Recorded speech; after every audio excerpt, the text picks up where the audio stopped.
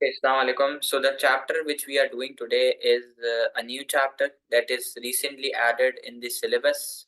ठीक है. This question is tested once. ठीक है, एक बार ये टेस्ट हुआ है. कौन सी ईयर में टेस्ट हुआ है वो भी आपको बता देता हूँ. फरवरी मार्च 2023 के पेपर में ये चैप्टर टेस्ट हुआ है और ये एक नया चैप्टर है जो अभी रिसेंटली सिलेबस में ऐड हुआ है. तो इंशाल्लाह आज हम लोग इसको शुरू कर देंगे. Okay, so without wasting any time, I would be starting this new chapter. Okay, I would be requiring your response on the chat box, so please make sure that you have your chat box open in front of you. Okay, so let's start. So the topic which we are doing today is circular flow of income and wealth.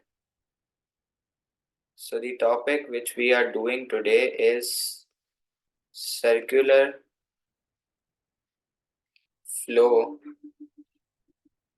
of income and wealth.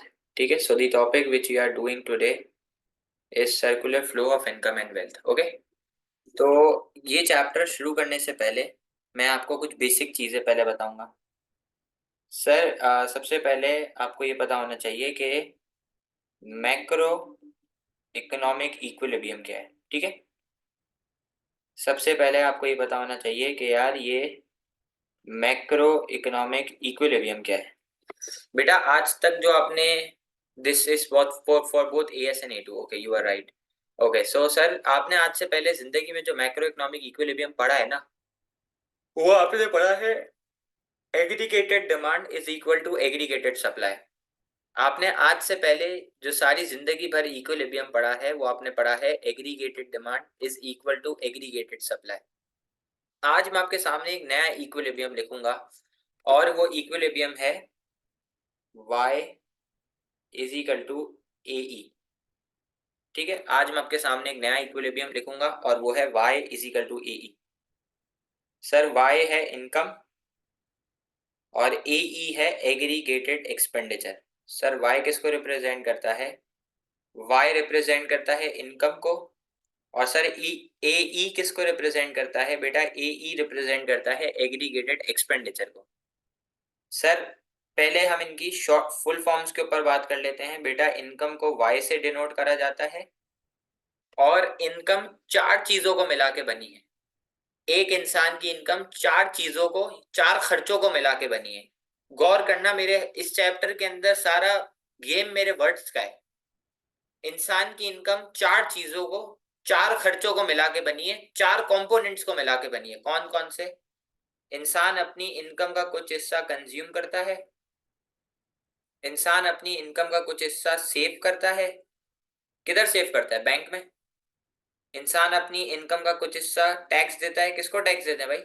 Government को.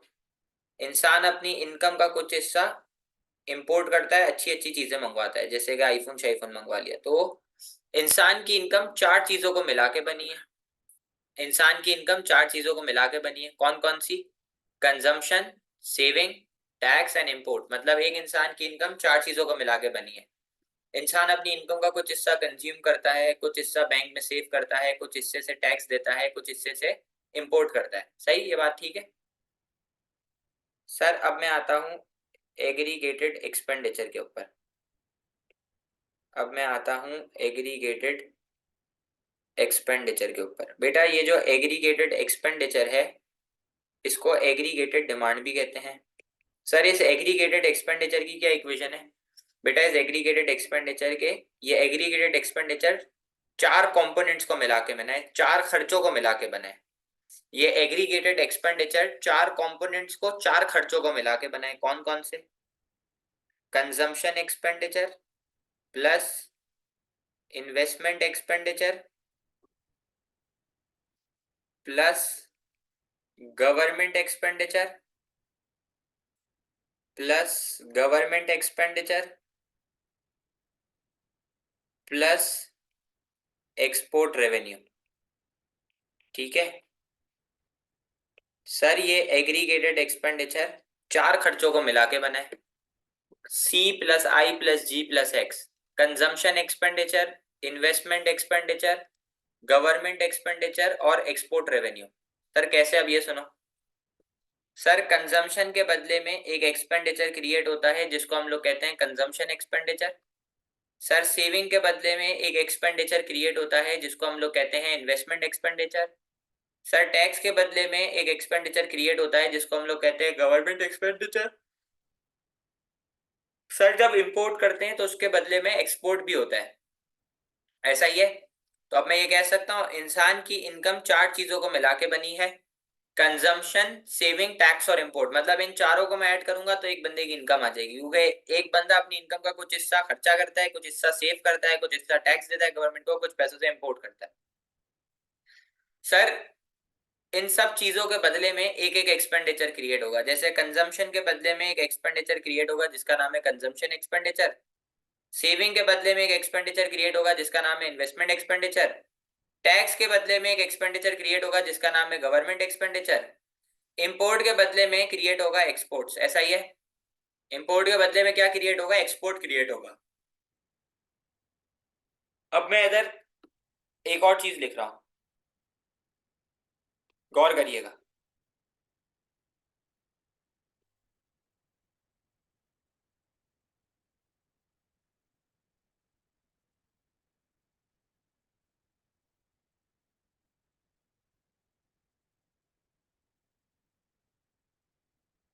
मैंने इधर लिखा है income is equal to leakage is equal to withdrawal. मैंने क्या लिखा है, मैंने लिखा है income is equal to leakage is equal to withdrawal. मतलब आपकी इनकम, चाहे आप कंजम्पशन की फॉर्म में, चाहे आप सेविंग की फॉर्म में, चाहे आप टैक्स की फॉर्म में, चाहे आप इंपोर्ट की फॉर्म में, चारों सूरत में, in all of the types, money is going from your income. आपकी जेब से पैसा जा रहा है, तो उसका मतलब है आपकी इनकम में चार लीकेजेस हैं, कंजम्पशन की फॉर्म में, सेविंग की फॉर्म में, टैक्स की फॉर्म में, इंपोर्ट की फॉर्म में। और लीकेज को अच्छी जबान में विड्रॉल कहते हैं, विड्रॉल को डब्ल्यू से रिप्रेजेंट करते हैं। सर चाहे आप कंज्यूम करो, चाहे आप सेव करो, चाहे आप बैंक में टैक्स दो, चाहे आप इंपोर्ट करो, चारों फॉर्म में पैसा जा रहा है, इसलिए it is an leakage from your income. और लीकेज को विड्रॉल कहते हैं और विड्रॉल को डब्ल्यू से रिप्रेजेंट करते हैं, सही।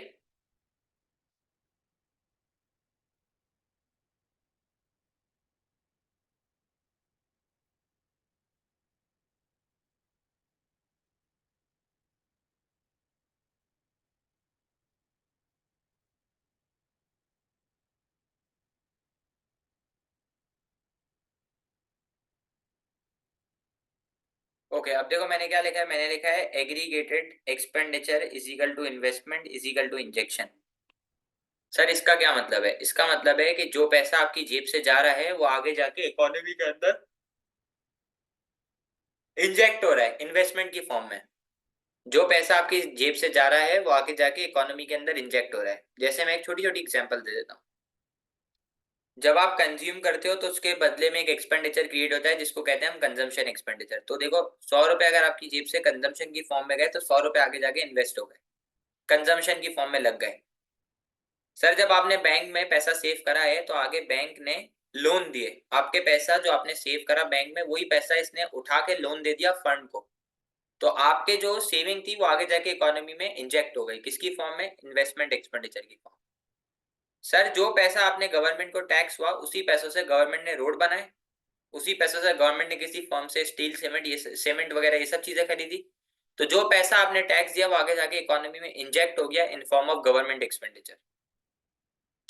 सर जब आप इंपोर्ट करोगे तो आपकी जेब से पैसा जाएगा, जब आप एक्सपोर्ट करोगे तो बाहर से पैसा आएगा। तो इंपोर्ट की वजह से पैसा गया इसलिए विड्रॉल, एक्सपोर्ट की वजह से पैसा आया और फिर वो पैसा इकोनॉमी में इंजेक्ट हुआ इसलिए इंजेक्शन।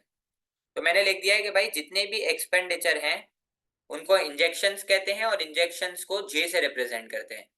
और इनकम में से पैसा जिस भी फॉर्म में जा रहा है वो सारी विड्रॉल्स है और विड्रॉल्स को डब्ल्यू से रिप्रेजेंट करते हैं।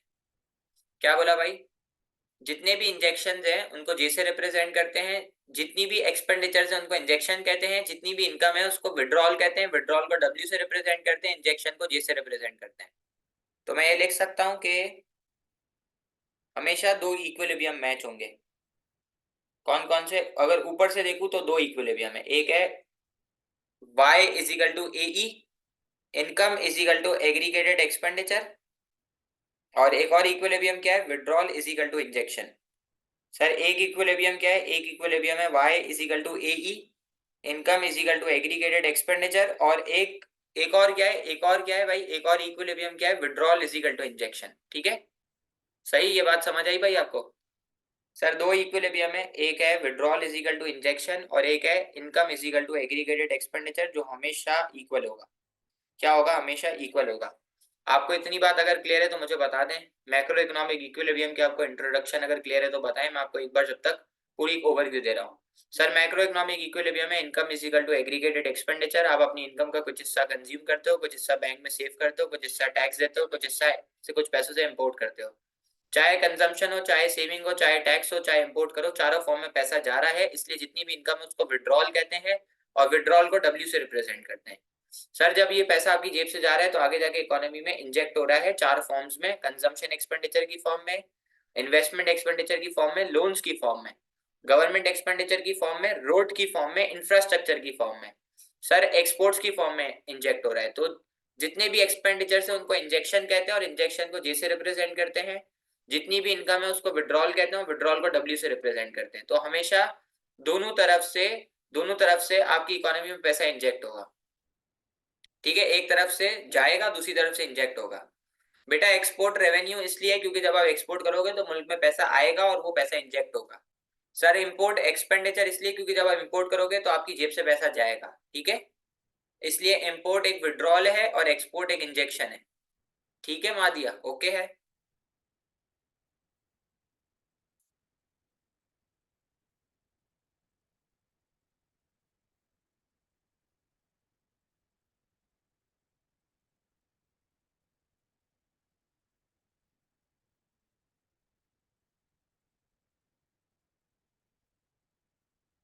अब मैं आपको पढ़ा रहा हूँ types of sector economy.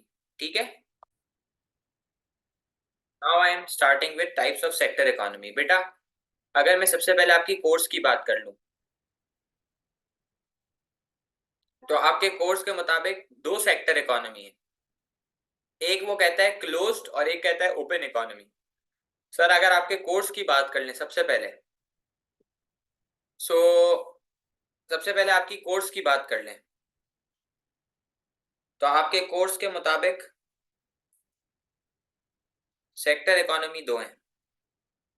Sir अगर आपके कोर्स की बात कर लें, वो आपके कोर्स के मुताबिक सेक्टर इकोनॉमी दो हैं, क्लोज्ड और ओपन। लेकिन मैं आपको चार पढ़ाऊंगा। चार इसलिए पढ़ाऊंगा क्योंकि जब मैं आपको ब्रेक कर करके पढ़ाऊंगा तो आपको बहुत अच्छा समझ आएगा इंशाल्लाह इंशाल्लाह। लेकिन कोर्स के मुताबिक सिर्फ दो सेक्टर इकोनॉमी, वो मैं आपको जब चारों पढ़ा दूंगा तो उसके बाद बता दूंगा। ठीक है, तो आए शुरू करते हैं। सबसे पहली जो सेक्टर इकोनॉमी है, बेटा सबसे पहली जो सेक्टर इकोनॉमी है वो है टू सेक्टर क्लोज्ड इकोनॉमी। बेटा सबसे पहली जो इकोनॉमी है वो है टू सेक्टर क्लोज्ड इकोनॉमी। ठीक है, सर अब आप याद रखिएगा, टू सेक्टर क्लोज्ड इकोनॉमी में दो प्लेयर्स हैं।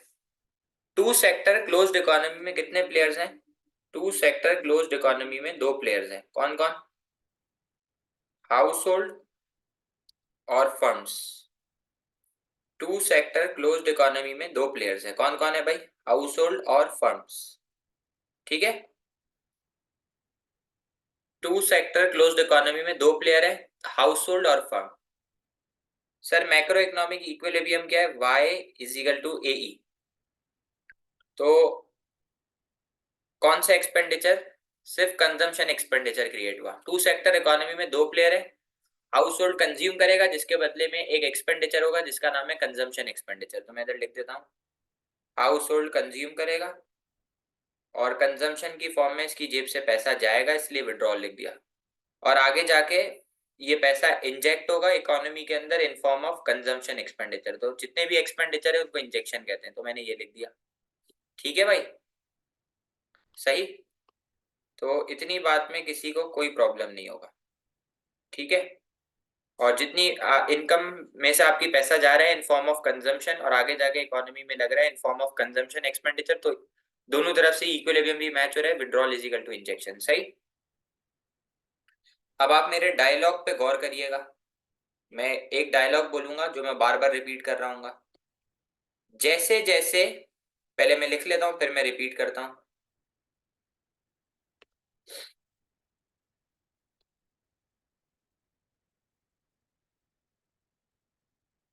अब मैं डायलॉग ये कह रहा हूं, जैसे जैसे सेक्टर इकोनॉमी चेंज होगी, रिपीटिंग, जैसे जैसे सेक्टर इकोनॉमी चेंज होगी, हर एक प्लेयर ऐड होगा और वो अपने साथ एक इंजेक्शन और एक विड्रॉल लेके आएगा।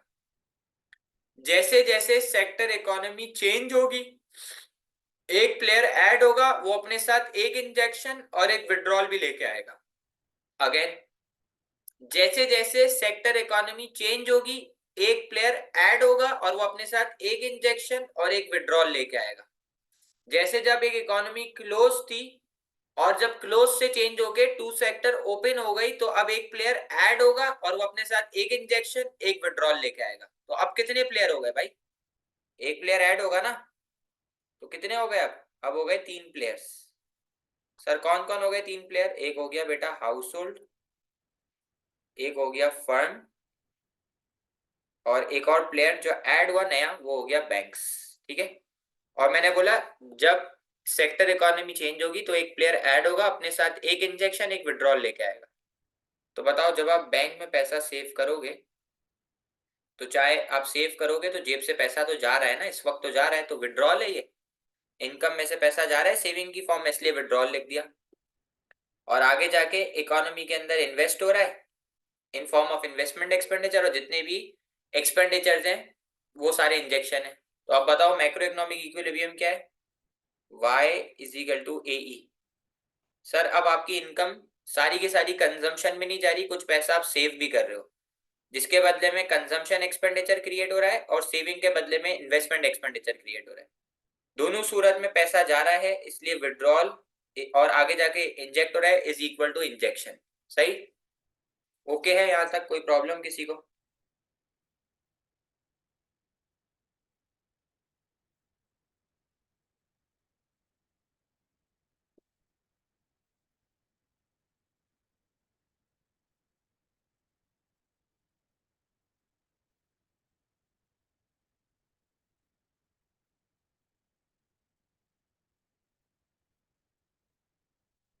अब जरा मुझे जवाब दे दो एक बात का।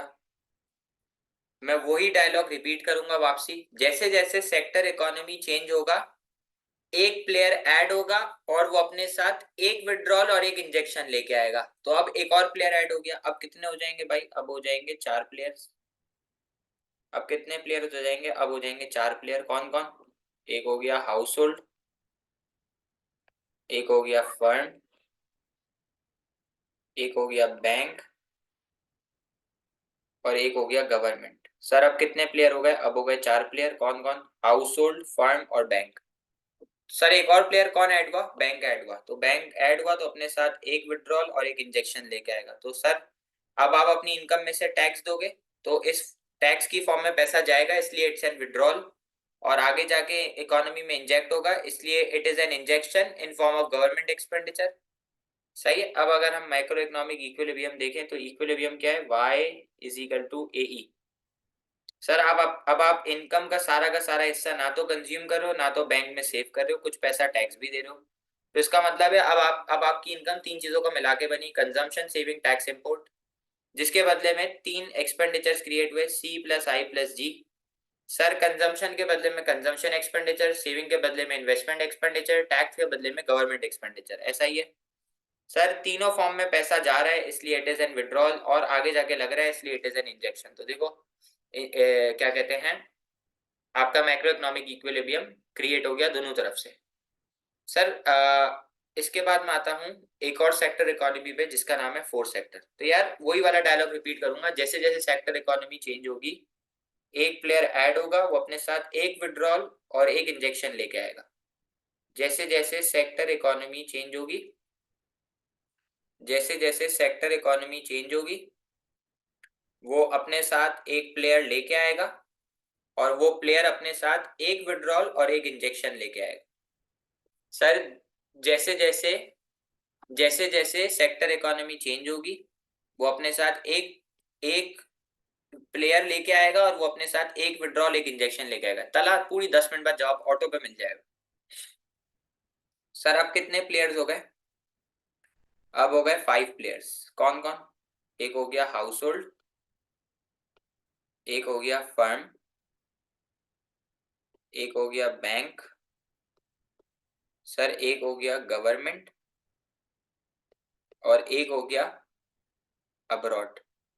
बेटा कुछ बुक्स में इसको अब्रॉड भी कहा गया है, कुछ बुक में इसको फॉरेन सेक्टर भी कहा गया है, तो इट्स द सेम थिंग। ठीक है सर, एक और प्लेयर कौन ऐड हुआ? अब्रॉड के नाम का प्लेयर ऐड हुआ, तो अब जरा आप मुझे बताओ। मैं बता रहा हूँ सर, एक प्लेयर और ऐड हुआ जिसका नाम है अब्रॉड। ठीक है, अब बताओ, जब आप इंपोर्ट करोगे तो पैसा जेब से जाएगा, तो इसलिए विड्रॉल है। और जब फर्म कोई माल एक्सपोर्ट करेगी तो इकोनॉमी में पैसा इंजेक्ट होगा, इसलिए एक्सपोर्ट इज एन इंजेक्शन। ठीक है, जब आप इंपोर्ट करोगे, बाहर से कुछ माल मंगवाओगे, तो आपकी जेब से पैसा जाएगा, इनकम में से पैसा माइनस होगा, इसलिए इंपोर्ट इज एन विड्रॉल। और यही पैसा आगे जाके इकोनॉमी के अंदर इंजेक्ट होगा जब आप एक्सपोर्ट करोगे, तो इसलिए एक्सपोर्ट इज एन इंजेक्शन। तो जरा अब आप गौर से सुनना बेटा, आप सुनना, आपको जो कंफ्यूजन है वो क्लियर हो जाएगी। मैक्रो इकोनॉमिक इक्विलिब्रियम में income is equal to aggregated expenditure. अब बहुत स्लोली जाऊंगा, आप जरा चैट बॉक्स खोल के मुझे फौरन फौरन जवाब देते रहो यस नो के अंदर। बेटा समझ आया? ये मैक्रो इकोनॉमिक इक्विलिब्रियम में income is equal to aggregated expenditure. ठीक है, अब मुझे मेरी बात सुनो। इनकम का कुछ हिस्सा आप कंज्यूम कर रही हो, इनकम का कुछ हिस्सा आप बैंक में सेव कर रहे हो, इनकम का कुछ हिस्सा आप टैक्स दे रहे हो, इनकम का कुछ हिस्से से आप इंपोर्ट कर रहे हो, जिसके बदले में 4 एक्सपेंडिचर क्रिएट हो रहे हैं। कंजम्पशन के बदले में कंजम्पशन एक्सपेंडिचर, सेविंग के बदले में इन्वेस्टमेंट एक्सपेंडिचर, और टैक्स के बदले में गवर्नमेंट एक्सपेंडिचर, और इंपोर्ट के बदले में एक्सपोर्ट रेवेन्यू क्रिएट हो रहा है। ठीक है, सही। तो अब शॉर्ट फॉर्म में लिख दूं, सी आपकी इनकम 4 चीजों को मिला के बनी है, C plus S plus T plus M, consumption plus saving plus tax plus import. और आपके एग्रीगेटेड एक्सपेंडिचर 4 चीजों को मिला के बने हैं, C plus I plus G plus X, consumption expenditure plus investment expenditure plus government expenditure plus export revenue. ऐसा ही है सर, इन चारों फॉर्म में कंजम्पशन सेविंग टैक्स इंपोर्ट की फॉर्म में आपकी जेब से पैसा जा रहा है, इनकम से पैसा जा रहा है, इसलिए they are known as withdrawal. और आगे जाके इकोनॉमी में पैसा लग रहा है, इसलिए दे आर इंजेक्शन। ठीक है, अब जो आपकी कंफ्यूजन है मैं वो आपको बता देता हूँ।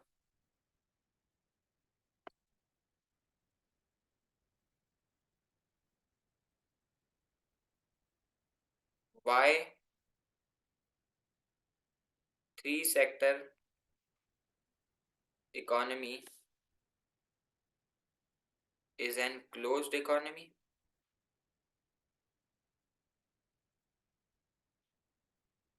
And why 4 sector economy is an open economy. ठीक है, 3 सेक्टर इकोनॉमी एक क्लोज्ड इकोनॉमी क्यों है, और ओपन सेक्टर 4 सेक्टर एक ओपन 3 सेक्टर इकोनॉमी एक क्लोज्ड इकोनॉमी है, और 4 सेक्टर इकोनॉमी एक ओपन इकोनॉमी क्यों है? पहले ये सुन लो, मैं इधर आंसर लिख रहा हूँ फिर समझा देता हूँ। When a country is not open to when a country is not open to international trade,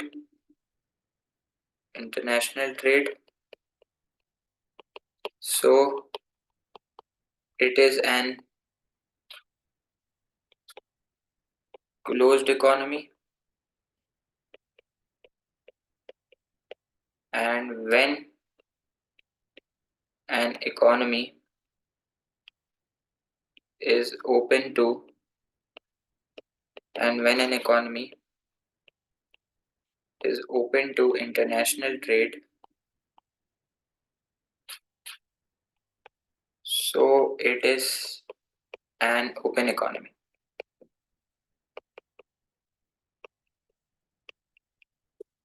sir जब एक इकोनॉमी इंटरनेशनल ट्रेड के लिए ओपन नहीं है तो उसको कहते हैं हम लोग क्लोज्ड इकोनॉमी, और जब एक इकोनॉमी ट्रेड कर रही है बाहर से तो उसको हम लोग कहते हैं open economy.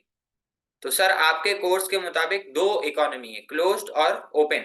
Sir closed economy को वो थ्री सेक्टर कहता है, ओपन इकोनॉमी को वो फोर सेक्टर कहता है। टू सेक्टर का कहीं जिक्र नहीं है।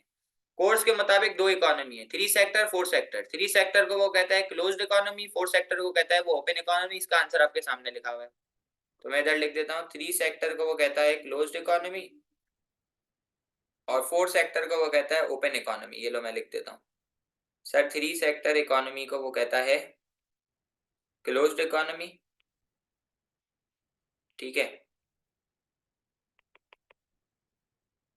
और फोर सेक्टर इकोनॉमी को वो कहता है ओपन इकोनॉमी। ठीक है, इसका जवाब आपके पास लिखा हुआ है कि जब एक इकोनॉमी ट्रेड के लिए ओपन है तो वो ओपन है, जब वो ट्रेड के लिए काम नहीं, जब ट्रेड नहीं हो रही तो वो एक क्लोज्ड इकोनॉमी है। तो इसलिए थ्री सेक्टर को क्लोज्ड इकोनॉमी कहता है, फोर सेक्टर को ओपन। और आपके कोर्स में तो थ्री फोर भी नहीं लिखा हुआ, ना टू लिखा हुआ है, ना टू थ्री फोर कुछ भी नहीं लिखा हुआ, लिखा हुआ है क्लोज्ड और ओपन। तो सर क्लोज्ड इकोनॉमी मतलब थ्री सेक्टर, ओपन इकोनॉमी मतलब फोर सेक्टर। अब एक लड़की का सवाल है कि सर एक लड़की का सवाल है कि सर इंपोर्ट इंपोर्ट्स एक्सपोर्ट्स हो रहे हैं तो पैसा आ रहा है, तो आपकी इनकम हुई ना बेटा। वो आपकी इनकम नहीं है, वो आपके मुल्क की इनकम है। जब आप एक्सपोर्ट कर रहे हो तो मुल्क में पैसा लगेगा आगे जाके, तो वो एग्रीगेटेड एक्सपेंडिचर है, वो इकोनॉमी के अंदर एक इंजेक्शन है। जब आप बाहर से माल मंगवाओगे, इंपोर्ट करोगे, तो आपकी जेब से पैसा जाएगा। इसलिए इंपोर्ट इनकम में से एक डिडक्शन है और इसलिए विड्रॉल है। ठीक है, सही। अब क्लियर है भाई?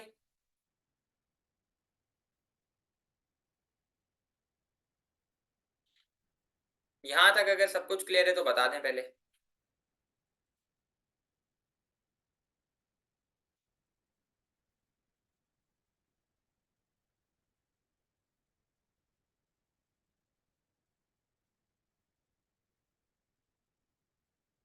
Okay, so keeping it till here for today, we will continue it in the next class, that is tomorrow, inshallah. Okay, thank you.